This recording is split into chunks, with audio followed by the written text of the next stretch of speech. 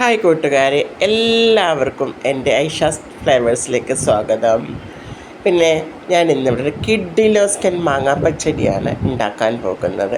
എല്ലാവരും ഒന്ന് കണ്ടു നോക്കൂ, എല്ലാവരും എൻ്റെ കൂടെ വരൂ, നമ്മുടെ കിച്ചണിലേക്കൊന്ന് വന്ന് കണ്ടു നോക്കൂ, എങ്ങനെയാണ് ഉണ്ടാക്കണമെന്ന് നോക്കൂ കേട്ടോ. ആദ്യം മിക്സിയുടെ ജാറെടുക്കുക, ഒരു മുറി തേങ്ങയാണ് ഞാൻ ചിരണ്ടിയത്, ആ ഒരു മുറി തേങ്ങ ചിരണ്ടിയത് ഇടുക.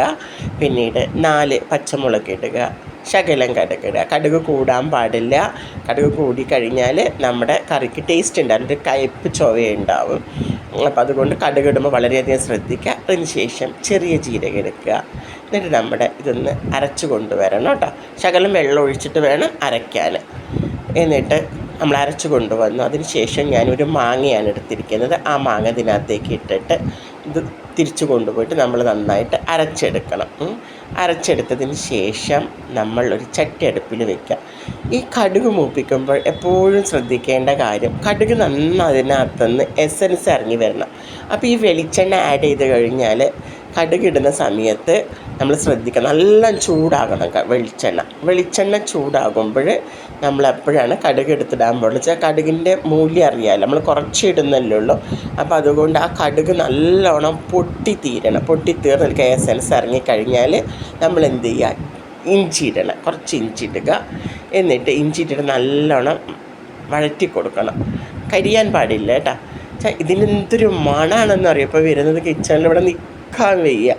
അതിന് ശേഷം വറ്റൽമുളക് ഇട്ട് അതിന് ശേഷം നമ്മൾ എന്ത് ചെയ്യുക, കരിവേപ്പില എടുത്തിടുക. ഇത് ചെയ്യുമ്പോൾ നമ്മുടെ കയ്യിൻ്റെ അടുത്ത് തന്നെ എല്ലാ സാധനങ്ങളും വെക്കണം കേട്ടോ. കടുക് എടുത്തതിന് ശേഷം നമ്മൾ അടുത്ത് ചെയ്യേണ്ടത് ഈ അരപ്പ് ഇതിനകത്തേക്ക് നമ്മൾ ഒഴിച്ചു കൊടുക്കണം. നമ്മൾ അരച്ച തേങ്ങയും മാങ്ങയും ഒക്കെയുള്ള ഈ അരപ്പ് ഇതിനകത്തേക്ക് ഒഴിച്ചു കൊടുക്കുക. ഇത് നന്നായിട്ട് മിക്സ് ചെയ്യണം.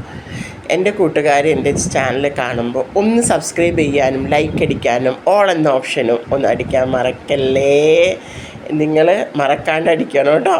എന്നാലുള്ള എനിക്ക് അടുത്ത വീഡിയോ ഇടാൻ പറ്റില്ല. കുറേ പുതിയ റെസിപ്പി ആയിട്ട് ഞാൻ വരുന്നുണ്ട് നിങ്ങൾക്ക്. ഈ റംസാൻ കഴിഞ്ഞാൽ എളുപ്പത്തിൽ ഉണ്ടാക്കാൻ പറ്റുന്ന പല റെസിപ്പി ആയിട്ടും ഞാൻ വരും.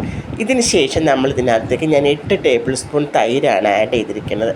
തൈര് ആഡ് ചെയ്ത് കഴിഞ്ഞാൽ നമ്മൾ തീ ഓഫ് ചെയ്യണം. നമ്മൾ ചൂടാക്കി കഴിയുമ്പോൾ പിന്നെ അത് പിരിഞ്ഞു പോകാൻ സാധ്യതയുണ്ട്, വെള്ളം കൂടാനും സാധ്യതയുണ്ട്.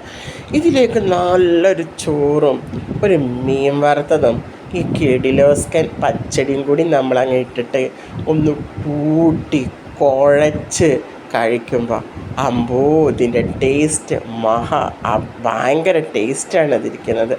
എല്ലാവരും ഉണ്ടാക്കി നോക്കുക. ഇതാണ് എൻ്റെ പച്ചടി, കണ്ടില്ലേ. എന്നിട്ട് ഈ പച്ചടി കൂട്ടിയിട്ട് എല്ലാവരും ചോറ് തിന്നുന്നതിൻ്റെ ഫീഡ്ബാക്കൊക്കെ ഒന്ന് അറിയിക്കുക, നിങ്ങളുടെ കമൻറ്റ് ചെയ്യുക.